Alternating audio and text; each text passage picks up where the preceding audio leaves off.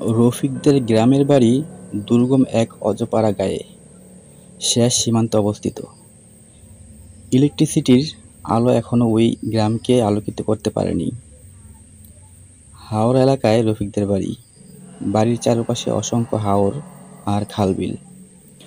বর্ষার পানিতে হাওরগুলো থই থই করে, আর সেই থই থই করা পানিতে দিনে দুপুর অসংখ্য জিওল মাছ লাফালাফি করে। গতকাল রাতে এই বিলের পানিতে ডুবে মরেছে রফিকের মা আসিয়া বেগম। কীভাবে মারা গেছে, কেন মারা গেছে, এই নিয়ে গ্রামের কুসংস্কারচ্ছন্ন মানুষদের জল্পনা কল্পনার শেষ নেই। হাওর এলাকায় অসংখ্য পিশাচের আনাগোনা নাকি গ্রামের মানুষ বিভিন্ন সময় লক্ষ্য করেছে। অন্ধকার চাঁদহীন রাতে হাওরের পাড়ে বসে পিশাচগুলো নাকি কচ কচ করে কাঁচা মাছ চিবিয়ে খায়। এই সময় কেউ যদি তাদের আশেপাশে হেঁটে যায়, গলা ধরে বিলের পানিতে তাকে চুবিয়ে মারে পিশাচের দল। গ্রামের অশিক্ষিত মানুষগুলো প্রবলভাবে এসব কথা বিশ্বাস করে। কাচারি ঘরের চৌকিতে চিত হয়ে শুয়ে আছে রফিক। মায়ের মৃত্যুর কথা শুনে সকালেই ঢাকা থেকে গ্রামে এসেছে সে। মায়ের জানাজা শেষ করে সারাটা দিন এই চৌকিতে পড়ে রইল সে। দিন গড়িয়ে সন্ধ্যা আসলো। সন্ধ্যার পরে আসলো ঝিঝি ডাকা রাত। শুয়ে আছে, মায়ের কথা ভাবছে সে। কান্নাটাকে আটকে রাখার চেষ্টা করছেন। নীরবে সবার অগোচরে দুর্গম এক গ্রামের এক ঘরে এক যুবক তার সদ্যমৃত মায়ের জন্য কাঁদছেন। কাঁদুক, মায়ের মৃত্যুর কারণটা নিয়ে অনেক ভেবেছে সে। তার মা তো সাঁতার জানত, তাহলে পানিতে ডুবল কীভাবে? অবশ্য গ্রামের মানুষদের মতো কুসংস্কার বিশ্বাস করে না সে, কিন্তু অজানা এক আতঙ্কে কেন যেন রফিক কিছুক্ষণের জন্য কেঁপে উঠল। সাত পাঁচ ভাবতে ভাবতে রফিক ঘুমের রহস্যময় জগতে ডুবে গেল। রফিকেরা দুই ভাই। রফিকের ছোট ভাই পড়াশোনায় খুব মেধাবী ছিল। মনু বসু স্কলারশিপ নিয়ে জাপানে পড়ছে সে। হুট করে জাপান থেকে চলে আসা যায় না, তাই ভাইকে ছাড়াই মায়ের জানাজা দিল রফিক। সন্ধ্যার পরেই গ্রামটাকে প্রাগৈতিহাসিক কালের রহস্যঘেরা আঁধার তার কালো চাদর দিয়ে ঢেকে দেয়। গ্রামের বয়স্ক মানুষগুলো সন্ধ্যার পর দরজায় খিল লাগিয়ে ঘুম দেয়। প্রাচীন ঝিঝি ডাকা নিকষ কালো রাতে এই গ্রামে নেমে আসে যেন মৃত্যুপুরীর নিস্তব্ধতা।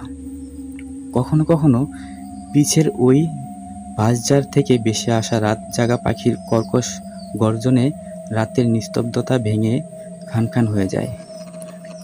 গভীর রাতে খুব ঠান্ডা কিছুর স্পর্শে রফিকের ঘুম ভাঙে। অজানা আতঙ্কে রফিকের মেরুদণ্ড দিয়ে যেন ঠান্ডা পানি বয়ে যাওয়ার কথা, কিন্তু কেন যেন রফিকের অনুভূতিগুলো ভাবলেশহীন হয়ে গেছে।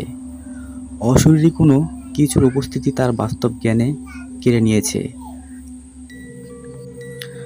তাকে করেছে সম্মোহিত। চাঁদের আবছা আলোয় রফিক দেখল তার চৌকিতে তার মা বসে আছেন। অশরীর জিনিসটা আজ আসিয়া বেগমের ছদ্মবেশে নিয়ে এসেছে রফিকের কাছে। জীবন দরকার তার, অনেক জীবন। রফিকের একবারও মনে পড়ল না গতকাল তার মা মারা গিয়েছে, গতকাল তার মায়ের জানাজা হয়ে গেছে। এক দৃষ্টিতে রফিকের চোখের দিকে তাকিয়ে রয়েছে আসিয়া বেগম। আসিয়া বেগম ধীরে ধীরে হাঁটতে শুরু করলেন। সম্মোহিতের মতো মা-রূপী অশরীরী আত্মাটার পিছনে পিছনে হাঁটছে রফিক।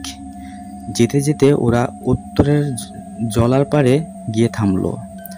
পরের দিন বাড়ির উত্তরে জলায় গ্রামবাসী রফিকের লাশ ভেসে থাকতে দেখল। এরপরে রফিকের আত্মীয় স্বজনরা রফিকের রহস্যময় মৃত্যুর রহস্য উদ্ঘাটন করার জন্য এক কবিরাজের কাছে যান। মূলত এই ঘটনাটা কবিরাজের জিনের মাধ্যমে এই তথ্যটা পাওয়া যায়। এরপরে আমরা চলে যাব দ্বিতীয় ঘটনায়। কালু আর আমি ছোটবেলা থেকেই খুব ভালো বন্ধু। বিপদে আপদে একে অপরের পাশে ছিলাম।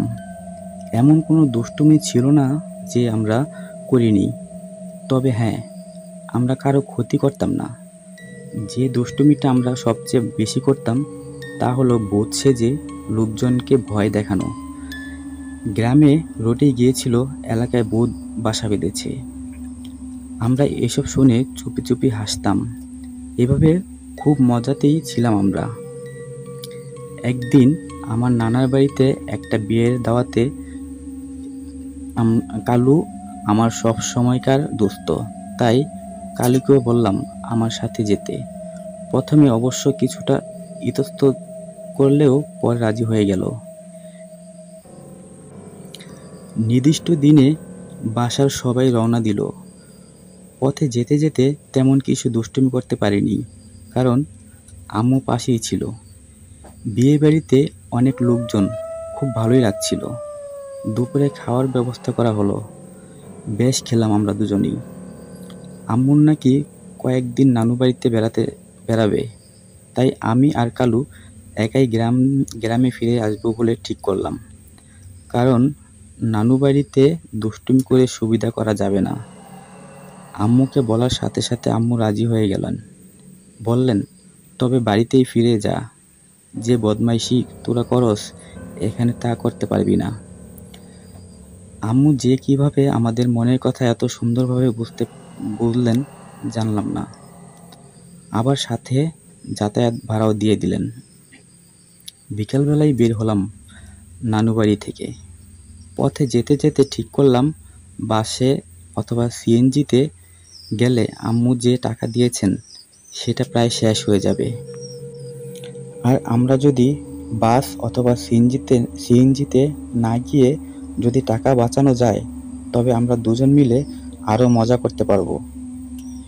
ঠিক করলাম ট্রেনে করেই যাব। টিকিট না কেটে যদি টাকা বাঁচানো যায় তবেই তো খেলা শেষ। স্টেশনে যেতে না যেতেই একটা ট্রেন ছেড়ে দিল। দৌড়ে গিয়ে ধরতে পারলাম। অফিসে গিয়ে পরের ট্রেন কয়টায় জানতে চাইলাম।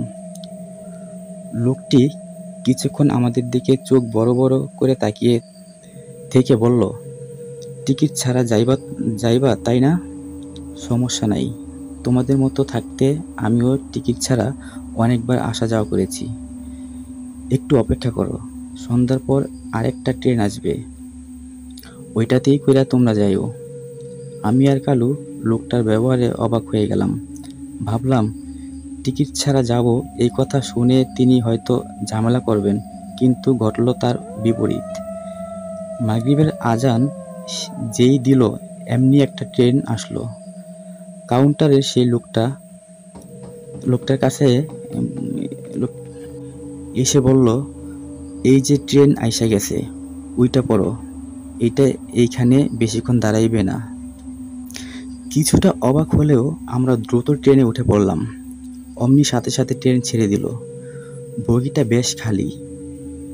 যে কয়জন লোক আছে তার বেশিরভাগই জিমাচ্ছিল। সন্ধ্যাবেলাতেই তাদেরকে এভাবে জিমাতে দেখে বেশ অবাক হলাম দুজনই। পাত্তা না দিয়ে আমি আর কালু একটা সিটে গিয়ে বসলাম। পাশেই যে লোকটা ছিল সে আমাদের দেখেই চমকে উঠল, কিন্তু কিছুই বলল না। আবার ঝিমুতে শুরু করলো। ট্রেন বেশ জোরেই চলছিল। জানলাগুলো খোলা ছিল, তাই বাতাস লাগছিল খুব। এখন সময় হঠাৎ করে পুরো ট্রেনটা ভীষণ জোরে একটা ঝাঁকুনি খেলো। কি হচ্ছে বুঝে ওঠার আগেই আমাদের বগিটা সহ আরও কয়েকটা বগি ব্রিজ ভেঙে পানিতে পড়ে গেল। আমি কালু দুজনেই বাঁচার আশা ছেড়ে দিলাম। ট্রেনের বগিটা পানির নিচে পুরোপুরিভাবে ডুবে গেছে। বের হওয়ার কোনো রাস্তা খুঁজে পাচ্ছিলাম না। কালু কোথায় আছে তাও জানি না। নাকে মুখে পানি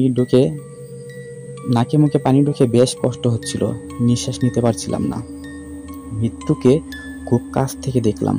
এমন সময় আমার চারপাশে অপরিচিত অনেকগুলো মানুষ এসে আমাকে ঘিরে ধরল। কারো গাল ফুলো, চোখ দুটো যেন বেরিয়ে আসছে, কারো গলা ফুলে গেছে। এক কথায় সবার চেহারা এত ভয়াবহ যে বলে বোঝানো যাবে না।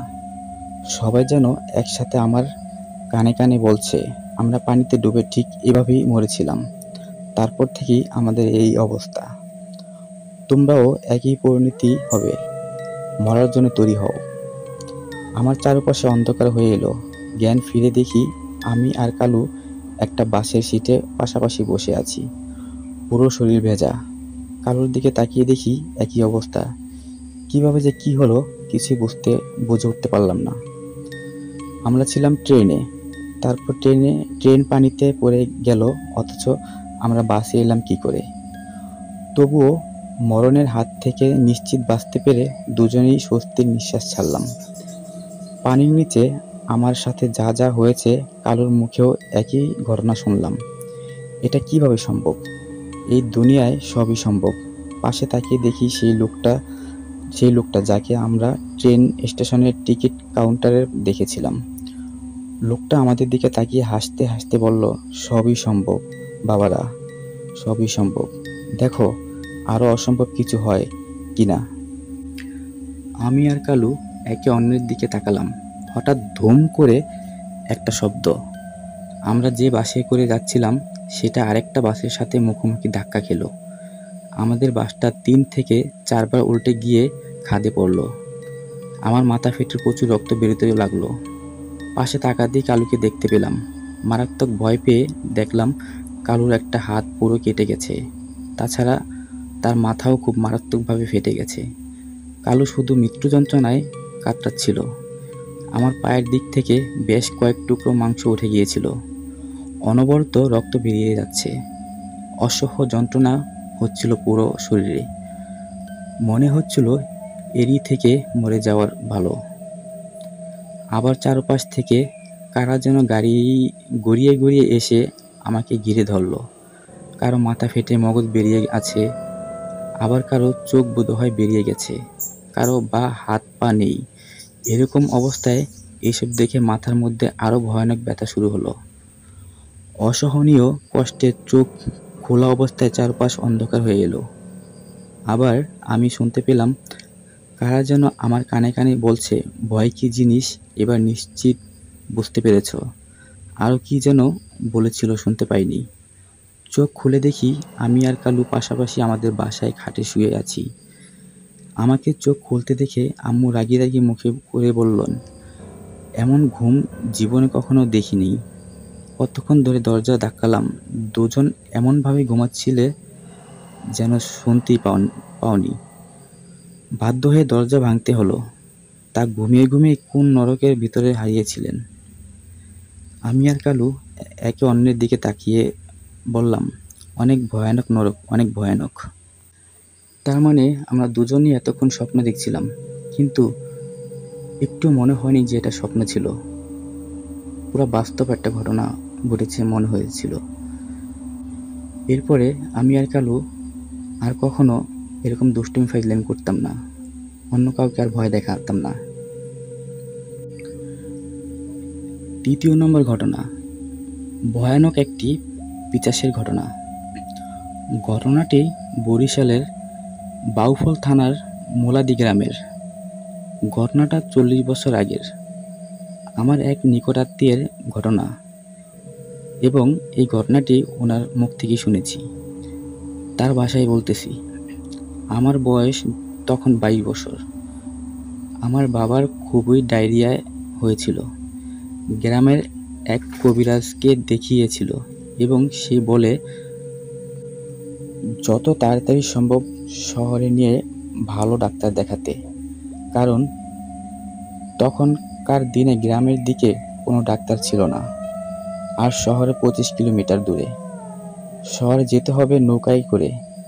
যোগাযোগ একমাত্র উপায় ছিল নদীপথ। ভালো রাস্তা তখন ছিল না। বাবাকে নিয়ে যখন রওনা করি তখন বেলা 12টা বাজে। প্রথমে আঁকাবাঁকা ছোট খাল পেরিয়ে বড় নদী ও তার ওই পারে শহর। শহরে পৌঁছাতে আরও ঘন্টা খানেক লাগবে। বিকাল 5টার দিকে বাবা মারা যান। বাবার লাশটা নিয়ে আমি আবার বাড়ির দিকে রওনা দিই। বড় নদীটা যখন পার করে খালের দিকে নৌকা ঢোকাই তখন দেখতে পাই নৌকা আর চলছে না, কাদায় আটকে গেছে। তখন ভাটা চলছে, জোয়ার আসবে রাত 12টার দিকে। তখন সময়টা আনুমানিক সন্ধে 6টা হবে। শীতকাল থাকায় ওই সময় অন্ধকার হয়ে গিয়েছিল চারপাশ।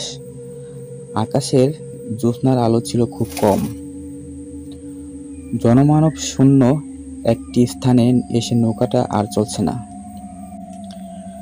খালটার বাম পাশে একটু দূরে একটি পরিত্যক্ত শ্মশান, আর ডান পাশে গভীর জঙ্গল।